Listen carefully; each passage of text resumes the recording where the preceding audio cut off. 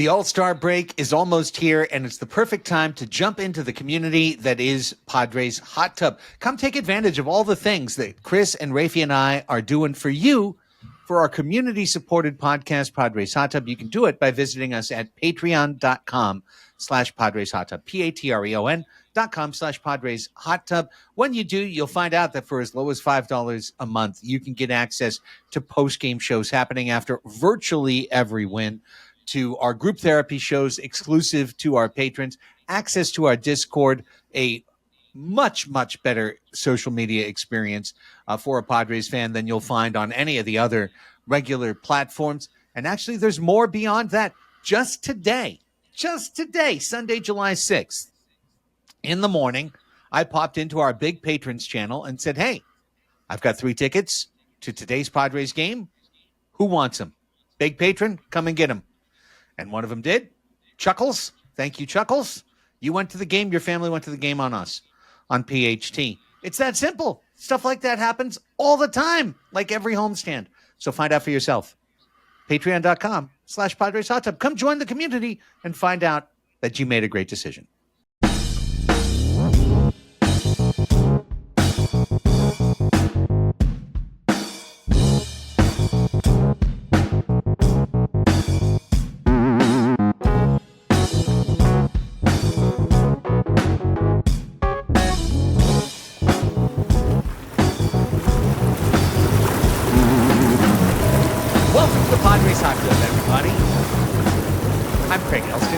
Chris Reed's over there. Raphie Cantor, right over there.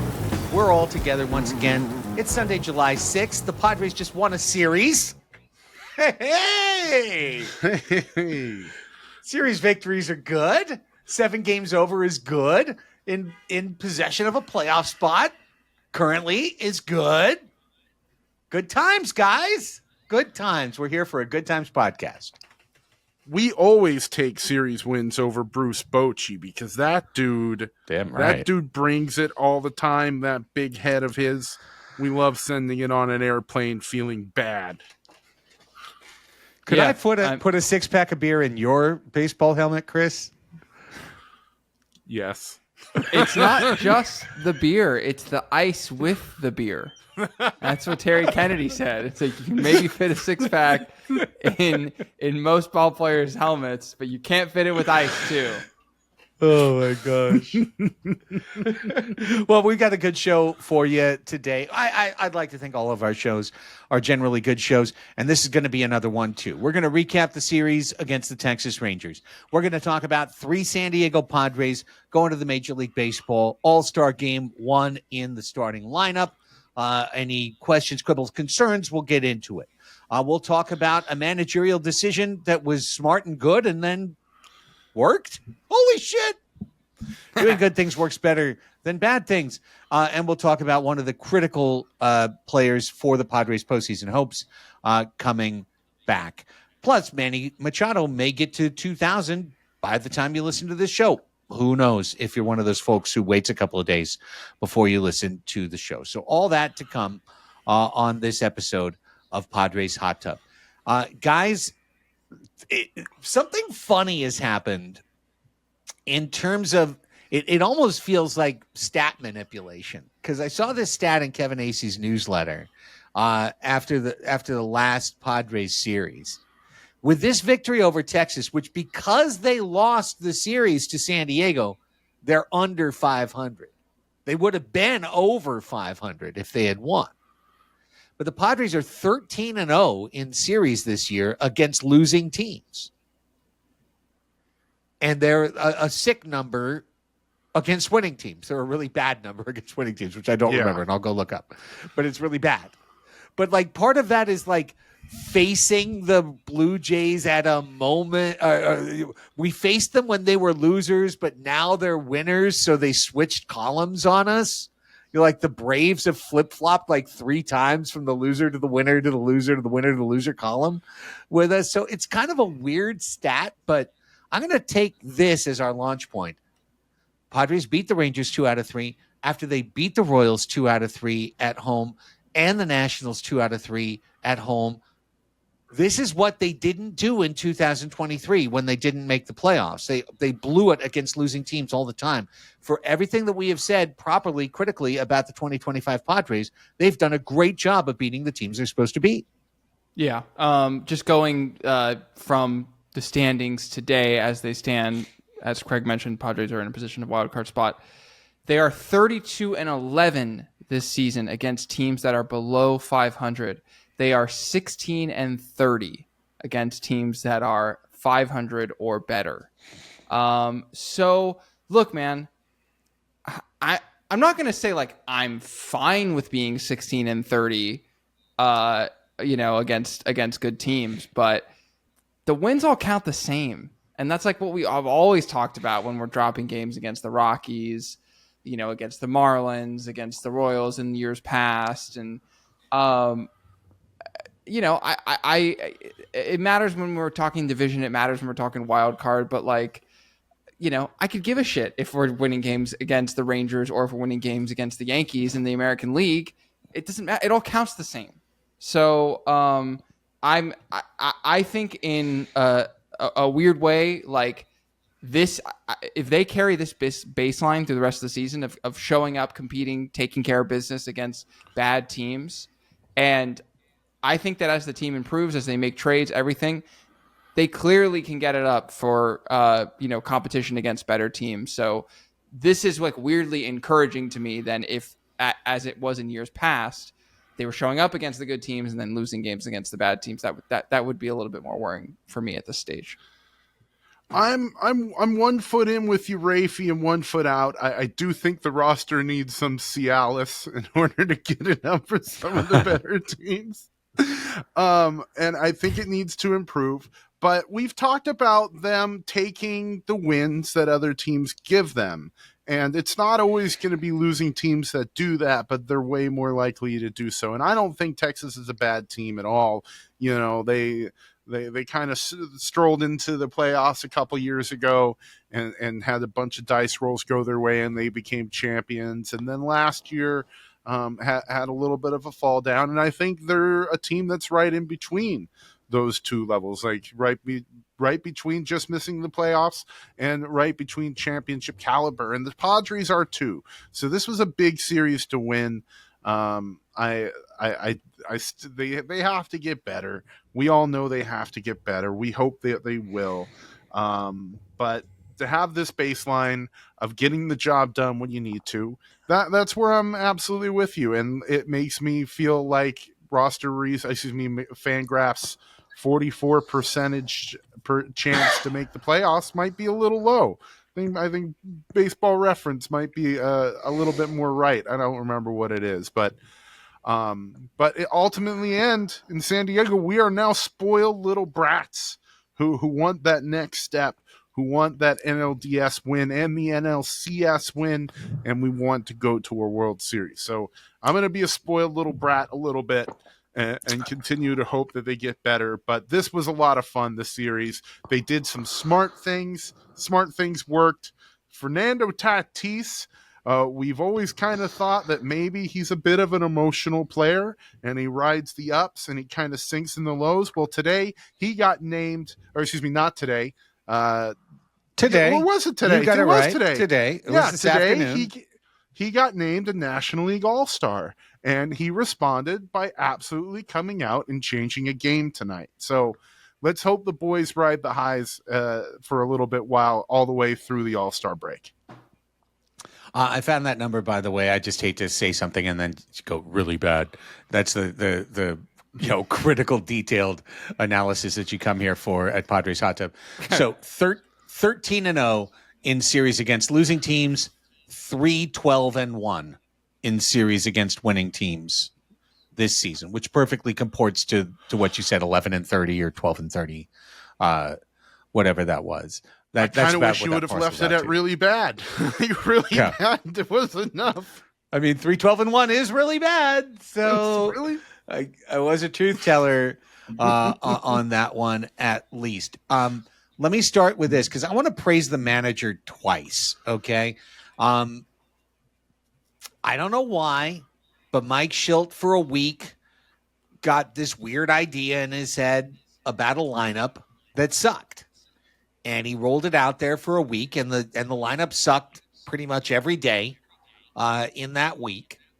And then he wrote it in for the next game, and Mother Nature intervened and dumped rain on Citizens Bank Ballpark and erased Tuesday's scheduled game against the Phillies. And then Wednesday morning, when the game was to be played, he rewrote the lineup, and he put Tatis back at leadoff, Merrill 2, Machado 3, Arise 4, Sheets Bogarts, and on the way down the line. And since then, the Padres have scored 6, 1 in a loss, but to Christopher Sanchez, who was dealing, 3, 4, 4, which is better than 0, 2, 1, 6, 0, 3, which is what the other ones, the other lineups bore fruit. So thank you, Mike Shildt, for not sticking with a lineup that seemed objectively bad and replacing it and putting Tatis back at leadoff and Arise at 4. And I think today's game showed specifically why that works when Tatis reached base, stole, and scored on an Arise single. Yeah, I mean, this is something that we talked about in weeks past. That was stolen base number 19 on the season for Tatis. Quietly, 30-30. If he can get those slugging numbers up, not out of the question. He's at 15 home runs now? He's halfway there. But for a team that's not hitting a lot of home runs on the whole, they need to be stealing bases. And, lo and behold, Tatis getting up, getting on second base. He got on base in the leadoff spot in that inning. Merrill and Machado subsequently got out. He advanced to second base with Machado striking out in the same pitch. But getting on base so that Arise could be there with 2 outs and a single no matter what is going to score Tatis. It's everything. It's everything for this team, and they need to be doing it not just with Tatis but with other players. But that's the formula, Craig. That's the formula, and we talked about it on the show. We talked about it on the golf course a couple weeks ago when they first started tinkering with the formula. Arise needs to be 4th or 5th for him to have any impact with those singles. Yeah, and Fernando has not actually done the 30-30. I thought he might have in 2021, but he only got to 25 stolen bags in his 42 home run year. So he's a dude who's one of the faces of the game. That's why he got named an all-star. It's only his 3rd selection in his 6 years. So congratulations, Nando. Yesterday's game, Bruce Bochy kind of had his team running all over the boys, and that fueled a lot of the Rangers' success. And it was good to see them at least in that situation.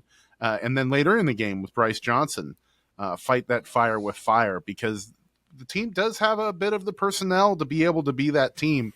We just haven't seen the focus on it, and it would be good if they did. The other thing that I gotta give Mike Shildt, or maybe the thing Mike did right was read the email that he got from the front office. I don't care how the sausage was made, but today, Sunday, July 6th, in a rubber game where the Padres had their worst possible options for beginning the game pitching wise that they've basically had all year, finally did a thing. They had David Morgan, the reliever, the right-handed reliever, go one time through the lineup, and then they brought in Kyle Hart to do quote-unquote bulk relief. And it wasn't like David Morgan was great. In fact, you could make an argument if we were doing a post-game show that the moment in Sunday's game was Jake Cronenworth handling a 100-mile-an-hour line drive with the bases loaded in the first inning and making a falling to his side catch that prevented it from being a 3-0, 4-0 lead for Texas in the top of the first, kept it at 1-0. Morgan wasn't good, but Kyle Hart was great. He came in and threw 3 2/3 perfect innings, 11 up, 11 down. All of the promise of the KBO, Cy Young, and everything else realized for one evening, at Petco Park, and Hart gets a win as a result, but literally pitches well for the first time in his Padres career. So Mike Schilt, Mr. Hey, he's too stubborn. He's too stuck in his ways. He's going to do this, do that. He used an opener, and it worked. He switched the lineup back, and it worked. Thank you, Mike. Yeah. Texas was not ready for Kyle Hart at all. And it may be because the Padres didn't announce he was coming up until like this afternoon. That was a surprise in our Discord, and it had to be a surprise for Bruce Bochy. With David Morgan, because we talked about him throwing first pitch fastballs and guys jumping on them. And coming into this game, he was giving up a 700 OPS at swinging on the first pitch and a 388 OPS all the other times. And we saw the Rangers jumping on him. The first 6 batters tonight swung first pitch. So that's the book on David Morgan. They had prepared for him a little bit. But when it came to Kyle Hart, man, they had not. They were not ready for that junk. They weren't ready for him to be locating. Kudos to Kyle Hart, keeping those walks at bay. A big old goose on the afternoon for 3.2 innings pitched. So great job for him, putting the ball in the strike zone and trusting his stuff. Yeah, I mean, we talk about begging and pleading for the Padres just to do smart things, and they did one. They did one tonight. David Morgan on the season has been averaging 97.8 miles per hour on his fastball. His second pitch that he throws the most is a curveball. And so you have a righty power pitcher with a curveball, and that's the pitcher that the Texas Rangers top of the order is facing first time through. And then you complement that with a soft tossing lefty who's bringing a 90-mile-an-hour sinker and a sweeper primarily. So it's just completely different looks. It's making Kyle Hart stuff play up. And it also means that the lineup of the Rangers couldn't necessarily be as prepared. And this was another subtle thing that Mike Schilt did tonight that I also wanted to shout out. There could be a matchups argument here that belied this decision.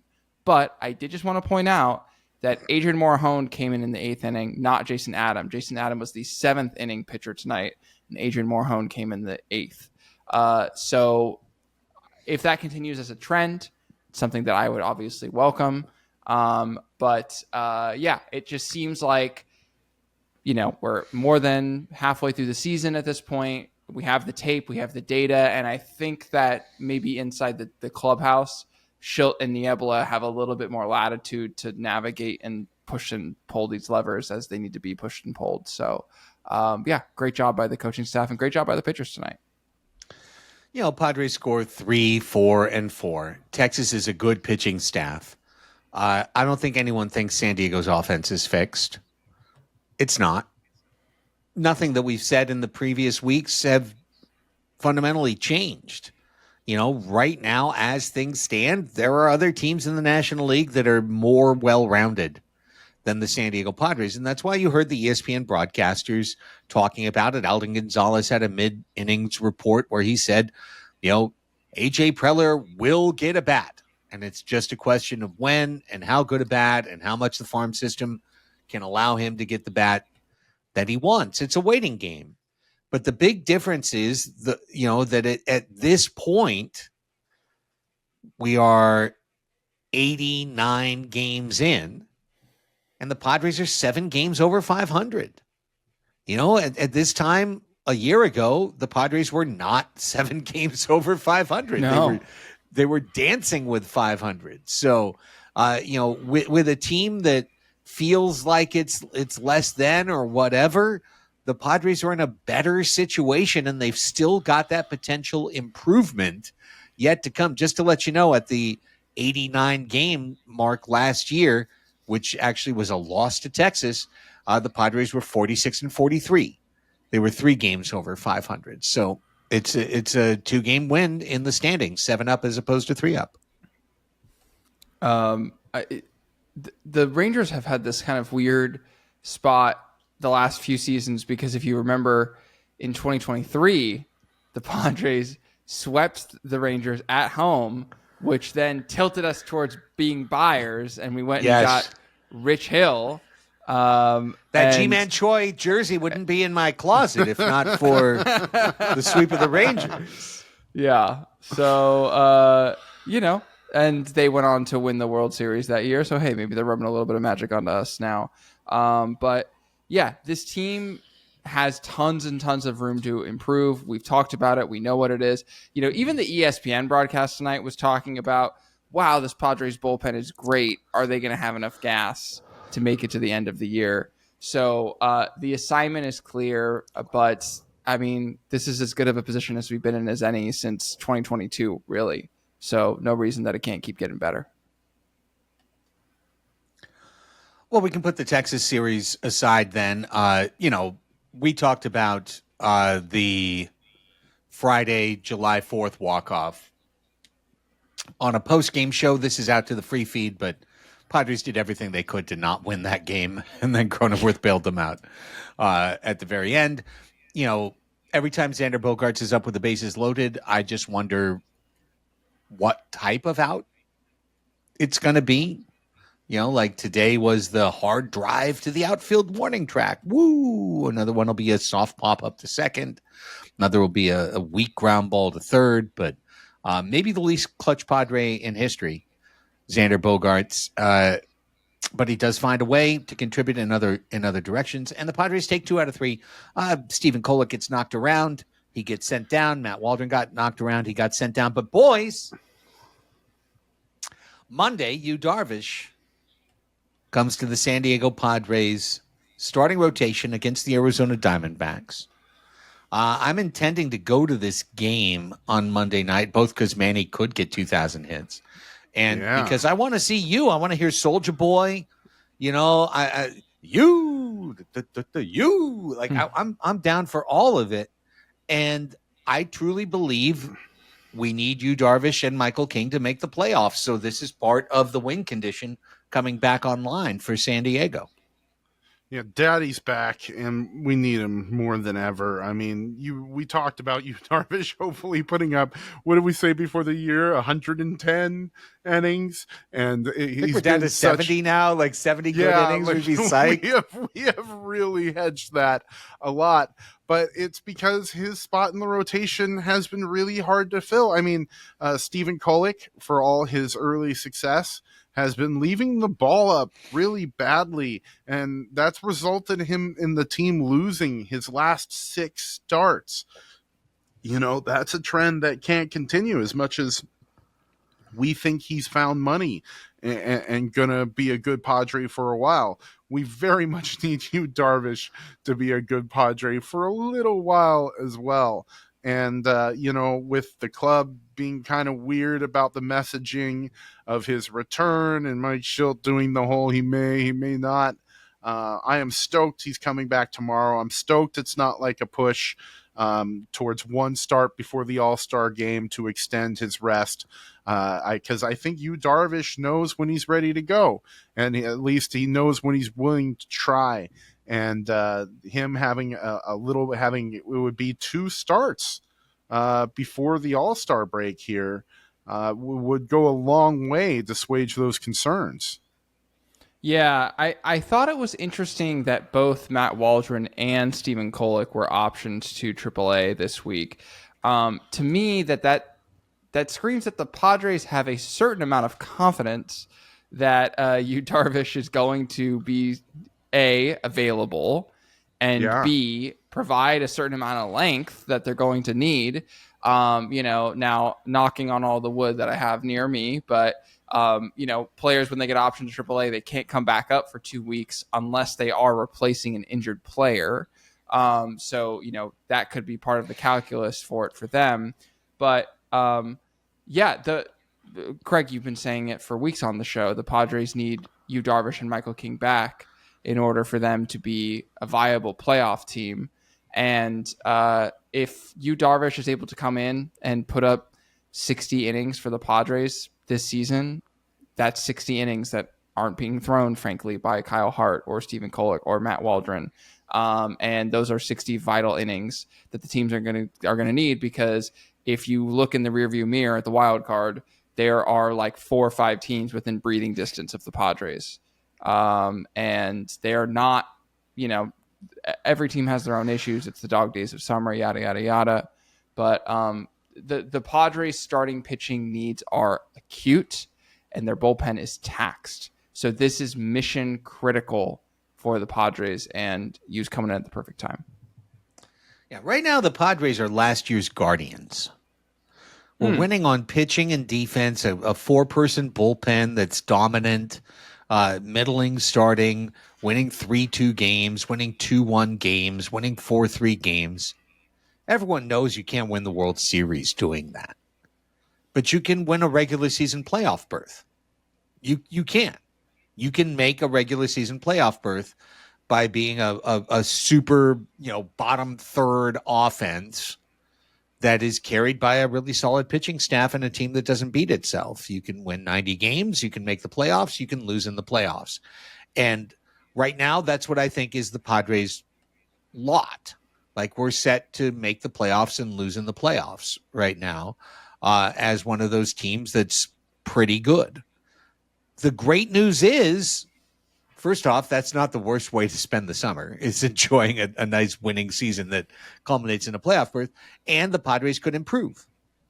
They have the ability to improve and to get to a spot where for a second straight year they could be one of the best teams in the National League. They were last year. They just couldn't score for 24 innings against the Dodgers. They could be again this year. I'm not writing off this year by any means. I'm really clear-eyed right now about what this team is. Right now, we're a marginal winner, and there's a way to take it to a higher level, but I kind of feel there's a way for the floor to fall out. I understand, but I feel like this team's a marginal winner right now. We're the 24 Guardians, and we could get to a better spot than that. And there's some things that are going to fall into place that help improve that. Just like 2023, there was some freakish luck involved in situational hitting, like runners in scoring position, where the Padres struggled, and then that led to them having, the Pythagorean championship. This year, there's a couple of things too. Right now, with nobody out, 0 outs in the inning, and runners on first and third, guys, it's not many situations, it's small sample size. But combined with bases loaded and runners on first and third, their OPS is below 400. Their batting average is like 125 in those situations combined. They haven't hit a home run in those situations. They're barely getting on base with bases loaded and nobody out. That particular split is 306.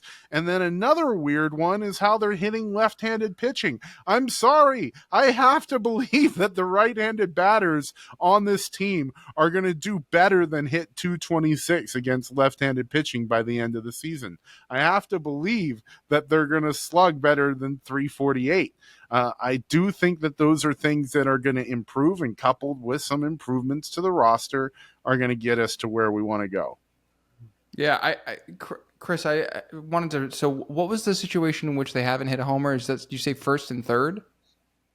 Both of those, I don't believe. Let me pull it back up.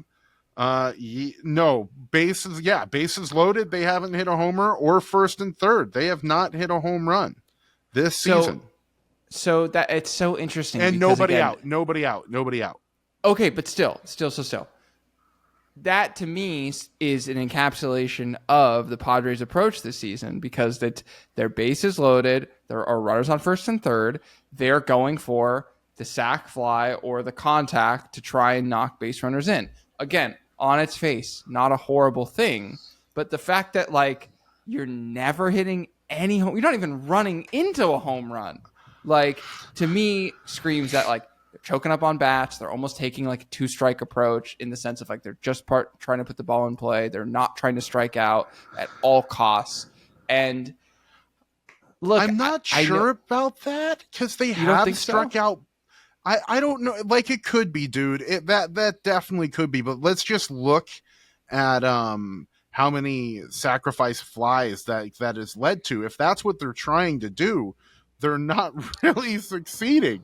So in that situation, yeah. In first and third, nobody out.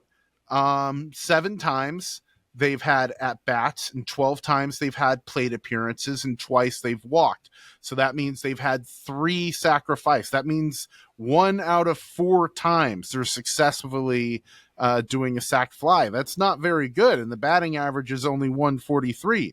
So if they're trying to do that, they're not doing a very good job at it. Bases loaded, nobody out. That it's even worse. It's 9 at bats, 12 plate appearances with no walk. So they've also done it 3 times. It's the exact same. Their sac fly percentage right now is 250, which isn't very good if that's what they're trying to accomplish. We're still in small sample size city for that. I'm sorry, I didn't realize it was 100%. the few of plate appearances. But yeah, I did disclaimer. It's very small sample size because it's a very specific situation. But that's also what I'm pointing at. Like, when that happens, that's going to win a couple games.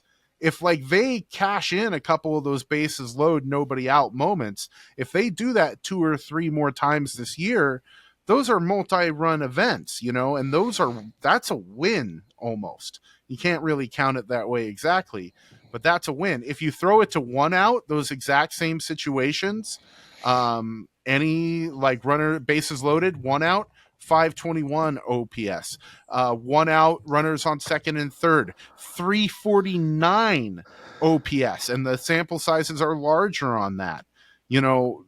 It may be approach based, dude. I'm not in any place to know or guess because that's so in the hitters meeting, that they're talking about the situation there. I don't know if it's just them getting the yips in the situation, but all I'm saying is as that sample size grows better, they're going to improve, and that's going to lead to a few more wins on the margins. Let's switch things up. All-Star rosters announced today. Padres get 3 All-Stars for the 2025 National League team. We already knew Manny Machado would be the starting third baseman. That was the obviously right move. Just would like to note for the record that in his column on The Athletic, Ken Rosenthal listed Manny Machado as the third choice third baseman behind Eugenio Suarez and Max Muncy. So just want to let you know that I'd also like to note Ken Rosenthal. I'd like to note that. Fuck that guy. Mark Grant said it best. Manny Machado's a better third baseman than Max Muncy. Mark Grant knows more than Ken Rosenthal. We all know he knows ball. And they're both better than Suarez, so it's whatever. Manny's starting the third, and Manny will get to 2,000 hits. If it's not Monday, Tuesday, Wednesday, Manny will be at 2,000 hits. Manny has a good shot at 3,000 hits. We'll talk about that a little bit more later in the show. Jason Adam was named as a reliever. I do not have a problem with this at all. Jason Adam has had an all-star season. Adrian Morejon is probably the best reliever on the Padres team. Recency bias would certainly suggest that, as he's perfect since May in terms of allowing runs. He didn't allow a run in June or not yet in July. But I don't have a problem with Jason Adam making the team, and him making it over Suarez, I think, is objectively the right call. Yeah, for sure. I completely agree with you there. And Jason Adam, it should be noted, availability is like the best ability. Best ability? Yes. Is that right? Availability is the best ability. Yeah. Is the famous saying. And he leads the major leagues in games played and appearances. So that's good. That said, Adrian got totally hosed, and he should be in there. He should be making his all-star debut. I'm sorry. Yeah, I have to hope that Adrian's going to be our closer next year, and he'll get that nice juicy save statistic that everyone loves. But I think you guys already said it. Like, Adams tied for first in terms of appearances. Tonight was his 44th game of the season already, 89 games in. And look, it's the All-Star game. It is what it is. It's always going to be about ERA. Like, it just is. and Adam coming into tonight had a 165. I haven't even seen what the updated stat is right now. but that's always going to be king. And so he now has a 1.61 ERA. So they told a nice anecdote on the broadcast. I don't know if you guys heard that he apparently was in church this morning, which yes, of course. I read that in AC's story. That's probably where they got it for the broadcast, that he was singing in church. Not just that he was in church, but he was in full voice with his beloved family by his side when the phone rang, and then he was worried that he was about to be traded, or his wife was. I think that's what it said in the story. His wife was worried because, of course, Jason would not be worried. He's a man of conviction and faith. But that he then walked out blasphemously of the church to take the call, to find out that his petty, selfish gain had been achieved, that he had reached the All-Star game, at which point he went back in to confess his sins. Leave that man alone. He hates child abuse. Look, we would definitely have some really spirited discussions if the two and I got in a room and it ever veered toward the events of the world. I think you'd eventually like each other. You might not reach an understanding, but I think you'd reach an affinity. Potentially, and is that privilege-based that he would listen to me to accept that? I don't know. Nonetheless, he's a great pitcher for the San Diego Padres. And by the way, PHT patrons, and I'm one of them, have been pledging $5 per Jason Adams strikeout from last week to the end of the year to benefit the Trevor Project. And if anybody that is listening would like to get on that train, please do. And join us, patreon.com/Padres Hot Tub. Get in there and do it, or do it on your own if you want to. But we're trying to do something good along the way here. I do selfishly wish Jason Adam had a full All-Star break rest ahead of him, considering that usage. I'm still worried about the guy come October. I know he's not much over his career high, but Fernando going in. I'm not worried about Manny needing a break, but I am worried that Nando has been nursing some things and could have really used the break. And I do feel the same about Adam a little bit selfishly. Two things to say about Adam in the All-Star game. First of all, gay rights. Second of all, I think that every Padres reliever who makes the All-Star game should be forced to run in from the bullpen and slide like Heath Bell did. And I think that if that became a thing that Padres pitchers did that would be just a cool thing that people would get amped about, and it'd be another reason why people liked Padres. I would be worried about a potential IL stint that would come off of a knee dislocation or something. Tears none of these guys know how to slide because they haven't run the bases in 20 years. But hey, it could be cool. It really could. Jason Adams, a deserving reliever, and if you're going to put in a non-closer, Adams is good a pick as any. Morahone would have been a great pick too.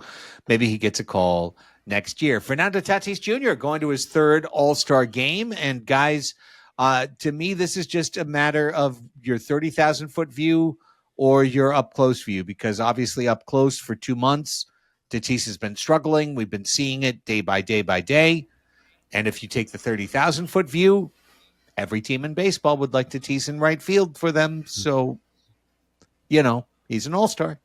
Almost every team. I'm sure there's a right fielder out there that would win qualitatively, but I think every team in the league would like Tatis on their team. 100%. 100%. And Major League Baseball likes having him as a face of the game because he's charismatic. Fans absolutely adore the dude. I'm as critical as anybody about Fernando Tatis Jr. But at the end of the day, I am absolutely stoked he's going because he should be there just about every year. His production is all-star caliber. It's been a rough few months, but the dude responded tonight. He got the all-star call and came out and played like an all-star. And I think it bodes well for him. I'm I may be a bit of a homer with it. I know Juan Soto didn't get the call, and Juan Soto has been the best hitter in Major League Baseball for a little over a month now, and he also is a face of the game. But you know what? He can go count his money on the All-Star break, and he'll be just fine. So I want to point this out because I think some of the Tatis discourse, it has tilted, quite far in one direction, which is that like he's, not performing well and he's underperforming, and ever since he got hit in Pittsburgh, like yada yada yada. He's still, even with all of this, which Pittsburgh was 2 months ago, by the way, he's still top 10 in baseball in F4. Like, he is 10th. He's literally 10th with 3.5, and that doesn't even count tonight's stats, which invariably are going to raise them. And if you start on May 2nd, which is the day that he got injured in Pittsburgh, he's still been worth 1.4 F4, which is, it's definitely not 10th in baseball in that time, I'll tell you that much, but it's not bad. It's not bad to have a superstar month and then be solid. And I know we want more, we expect more, we just know what he's capable of. But there's part of me that does feel that the narrative has gone a little bit too far in the other way of like, oh, he's actually not that good right now. Like, Fernando's actually still pretty amazing, and like you said, Greg, any team would want to have him. And Rafe, go ahead. Do you take a left fielder who hits like Elias Diaz but plays defense like Tatis? And right now, do you take him in left field? No. Okay, all right. I thought don't. You were going to say yes. I miss having a great defensive left fielder. Jurickson was solid last year, but man, watching Wyatt Langford play left field in Petco Park this week made me really miss elite defense. Well, and the player you just described, the guy who hits like Elias Diaz and plays good defense, his name's Brandon Lockridge. We already have him. No, he doesn't, though. No, he's not playing on the team because he made 2 crucial errors in a week that one of them arguably cost them a game. Right. No, I mean, yeah. Raphie's not wrong. He kind of hit like Elias Diaz. But Chris is not wrong. Yeah. He was worse. He was worse, and he didn't play elite defense. So you're both right to some extent on that commentary. The Padres need a better left fielder / DH. Sheets has actually been pretty decent in left field. So he's so fun. Even though he can't throw a ball up to our suite in the Western Metal Supply Building, even though he's incapable of hitting us, even though he clangs it off of the balcony, we love him out there. Couple more things before we wrap up. The Padres have 7 more games on this homestand. They've got a 4-game set against Arizona. They're going to wrap up with 3 against the Phillies. At 2-1, I said going in that 5-5 would be a homestand I'd accept. Chris said 7-3. Obviously, I'd prefer 6-4 now that you started 2-1, because I'd prefer not to lose. Go 3-4 over the next 7 games. And as we said before the homestand started, Raphie, win distribution matters. This Arizona series matters. And if you take 3 out of 4 from Arizona right here, honestly, you do a lot to disrupt their chances to make the playoffs. Yeah, I mean, they're at 20% playoff odds right now, according to Fangraphs. I'm trying to see for the wild card. They're 4.5 games behind us for the last wild card spot. So if you -2 that by going 3-1 against them, 6.5 out going into the All-Star break. I mean, that's a really hard argument to make to the fan base. That certainly as buyers, that would be a difficult argument. But honestly, that they shouldn't sell Zach Gallen or Josh Naylor potentially, or any of the other people who are coming up on expiring contracts. So and it should be worth saying, Diamondbacks very unlikely to trade with us. But if they are on the market, simple supply and demand, that's another supplier of a seller that is going to lower the prices of other teams who potentially would trade with us. So even if we aren't going to necessarily acquire the Diamondbacks players themselves, it benefits us for them to be available on the market. Yeah. Concur. Go ahead, Chris. No, that's all I got. Like, fervent agreement. Well, let's see how it all plays out. And wrap with a couple of quick things. Manny, Monday may get 2 hits for 2,000. He offered on Sunday when he had a shot on national TV and on his 33rd birthday. As Tony Gwynn Jr. discussed, I heard him on the radio last week. Even his dad, even the greatest hitter that we've ever seen, when he got close to 3,000, he didn't want to do that in Montreal. He wanted to get that hit in St. Louis. Didn't work out for him because gripped the bat a little bit tighter. So I'm really hoping that Manny will cover this in the next series to be sure, right? We need Manny hits to score runs. It's really important. So hopefully Monday he gets 2 more hits for 2,000. And Rafe, you kind of put in a little bit of a statistical analysis of Manny's chances to get to 3,000. Yeah. I think he's going to make it. I think he's going to do it. So he is under contract with the Padres through his age 40 season. So, and it should be worth saying that so far in his career, he's at 1,998 hits, and he has done so in, I had it brought up, 1,823 games. So that is a rate basis of 1.097 hits per game in his career. Now, of course, that was as a young kid, entering the prime of his career, through the prime of his career. As he ages, it probably is a little bit unrealistic to expect that he's going to keep that same pace. Let's say, for the sake of argument, he does keep that same pace. That means it would take him another 912 games to get to 3,000, which is a little bit more than 5.5 seasons. It's like 5 2/3 of a season, basically. So, it's possible. He's under contract for another 7-8 more years. So like he has the ability to play, assuming he is playable and the Padres aren't DFAing him. I wanted to do a little trivia corner. Can you guys name so Manny Machado is 5th among active players in terms of hits. Who are the other 4 ahead of him? Freddie Freeman? I got to disqualify. I'm looking at the list. Okay. Are you? Okay, Craig.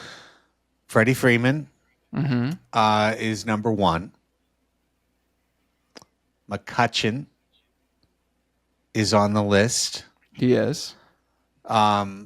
He's number 3. Yeah. Shoot. Now I'm going to struggle a little bit more. That's all right. I saw this beefy boys from Arizona who had to move away from Arizona. Goldschmidt. There we go. Goldschmidt is 4, so you're missing number 2. That's it, right? Just one missing? Just one more player. Second on the list. Shoot. Give me a hint. He is a pesky, short, erstwhile Altuve. Infielder. There you go. Yeah. I would have got there eventually. Altuve's pretty obvious, I'm like, actually. look, come on. You would have just trivia thought way of, more obscure. You would have thought of the wonderful cartoon from Nickelodeon from the 90s called Doug, and like its biggest musical hit, which was called Banging on a Trash Can. There you go. Banging all you would have had to say was buzzer, wouldn't take his jersey off. I'd just be like, yeah, Altuve. So Freeman and Altuve are both in their age 35 seasons, and Freeman has 2,356 and Altuve has 2,321. So, again, on a rate basis, like by the time Manny is their age, he theoretically would have more hits than where they're at, but he would be right in that area code, like right in that area code. So, any one of them has a shot. I'd still say it's probably an outside shot for all of them, but I would be willing to wager that Manny maybe has the best chance That's of any of interesting. them. I don't know. I think Freddie might get there. I think Freddie Freddie might might get get there. all three. I think all three of them are going to. Do you? I do. Altuve's kind of worn down a little bit, but I shouldn't bet against him just because Houston will let him keep running out there. Exactly.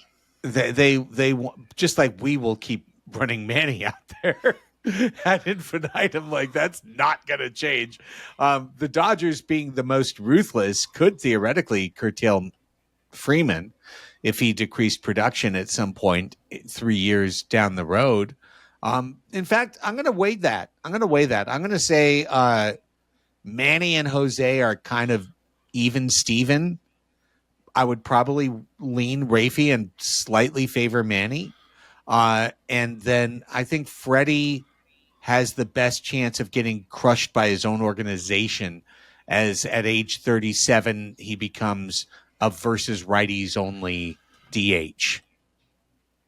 Well, Yeah. Freddie's contract is up way before everybody else's. Freddie's contract, because the Dodgers got a friggin' steal on Freddie Freeman. I think he's a free agent in 2028. Yeah, he runs through 2027, so he'll probably be playing for another team when he does it. I think the more interesting question, boys, is whether or not Xander Bogaerts get there, because he's number 9th on the active leaders in Major League Baseball. How many hits does Xander have? He has 1,770. He will get to 2,000 as a Padre. He'll get to 2,000, that's for sure. If he batted with the bases loaded every time the rest of his career, he would not come close to 2,000. He would be at 1,750 by the end of his career. The most pathetic fucking bases loaded hitter I've ever seen in my life. No. But regardless, yeah, Xander's good too. Yeah, Xander. I think something that we don't talk about enough about Manny is he's got a shot at 3,000 hits. He's also got a shot at 500 home runs. He does, for sure. He's at 356 right now. He's 4th on the list of active players. Can you guys name the 3 ahead of him? God. Goldschmidt? Active players. What? Is Goldschmidt ahead of him? Goldschmidt is 3. He has 370. Okay. Stanton? Salvi? Stanton is 1 with 430. Number 2 is the only one missing. Active home run leader. Harp? Would it happen to be Jose Azocar?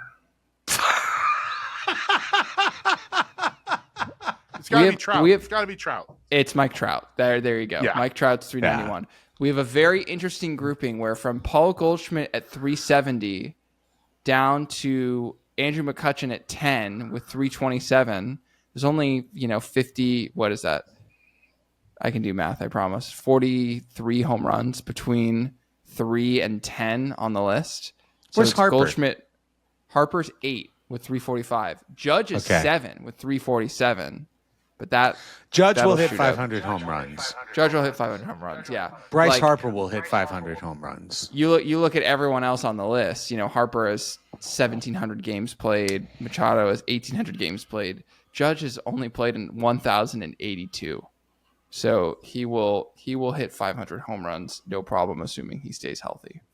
But yeah, anyway, Manny Machado's great. I did, if you guys really want to do some obscure trivia, because you were, Craig, asking, Xander might be the least clutch Padre in history.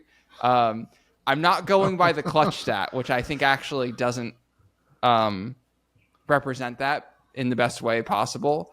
I'm going by run expectancy 24, which is essentially all that matters is a batter comes up, what's the run expectancy of them in that situation, and then after they leave, after their at bat is over, what is the run expectancy state now, and is it better Okay, then you add. And if it's worse, then you subtract. And that's it. So it's like, are they leaving the game in a better or worse state from when they come up to the plate? Xander, in his, 2.5 seasons as a Padre, is 12th on the list into the bad, in terms of worst run expectancy. There's 11 Padres. worst Padres so There's far. 11 worst people. I wouldn't And this deign aggregates, to make right? Yeah, because this is career. This is career as a Padre. So I wouldn't deign to make you to have you name some, but there are some good names on the list, and so I'm just curious if you guys have any guesses, and then I'll read it to you. We can do this for 30 seconds. Is Trent Grisham on the list? He's not on the list. Trent Grisham's not on the list. Wow. Jack Clark? No. No, one season. Yeah, Not he enough wasn't time. here long enough. He's not here long enough. That's fair. Okay. So they got Sean. They got to be around Chase Headley. That's a good guess. Chase Headley, if you use the clutch stat, is actually the least clutch Padre, but that's like the clutch stat. All that says is what is your performance in low and medium leverage situations versus high leverage situations, instead of saying how are you leaving the game. It's not neutral, I guess is what I would say. I prefer this because it's All right, so give us the list now. Okay, so I'm working backwards. So starting at 11. So, I should say Xander is 12th on the list with negative 19.33 runs. Okay. Nick Hundley at 11 with 26.6 negative. Damian Jackson at 10. Number 9, Manuel Margot. Yes. Oh, yes. 8, Enzo Hernandez. Number 11, Enzo Hernandez. This was a surprise to me. Number 7, Benito Santiago, negative 41 runs. Wow. Not his Gas legacy. in the clutch. Okay. Yeah. 6 with negative 42.72, Bill Allman. Okay. Okay. The beginning years were bad, guys. Guys, Yeah. I've never heard of this man before. I've never heard of this man. You can buy his jersey from the secondhand underground jersey market. I do know, somehow firsthand. All right, we're in the bottom 5 now. Negative, Sean so Burrow's 5 with in there? negative 51 runs. A catcher by the name of Fred Kendall. Fred Kendall? Yeah, played- Jason Kendall's dad. That's Jason Kendall's father right there. I did not know that. But he had 2 stints with the Padres. He was an inaugural Padre from 1969 to 1976, went to Cleveland, went to Boston, and then came back and played with the Padres in 1979 and 1980. Number 4 on the list with negative 57.2 runs, Chris Gomez. Go me. Yeah. Number 3 on the list, this is just chef's kiss for me, El Paso's greatest ever hitter. No. You know him. You love him. Austin Hedges is the third worst. Negative 59.8 runs. And then number 2 on the list, the Wizard, Ozzie Smith, negative 61.8. Look, he wasn't a good hitter. He was there for his defense. Fair. And number 1 on the list with negative 80 runs, fittingly, I guess, Gary Templeton. Oh, Gary Templeton. Yeah. So, wow. interesting list, though. Guys who are on the team a long time. Yeah. You need longevity. Like, I just looked this up. Between 1977 and 1978, Bill Allman had 1,102 at-bats in which he drove in a total of 64 runs. So, Oh, my God. yeah, he drove in 43 runs in 670 plate appearances in 1977, then 21 in 442 plate appearances when he had an exact 0.0 B-WAR. So, super good. Almost 3,700 at-bats in the big leagues and 4.6 career WAR over 15 years. First Bill round pick, it Allman. should be said. First, number 1 overall pick in the 1974 draft out of Brown University. Smart boy. Ivy League boy.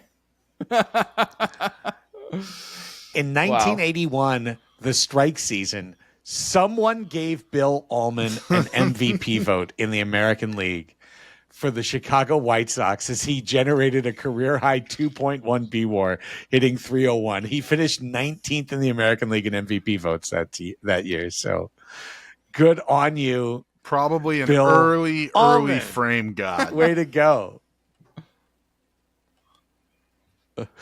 Oh, shit. He was a shortstop. Yeah. So, but he was framing at second base. He was doing a really good job. Yeah. Yeah, He stole some out calls on caught stealings along the way. Beautiful. Anything else, boys, before we wrap up this fine edition of the PhD? That was great, Raphie.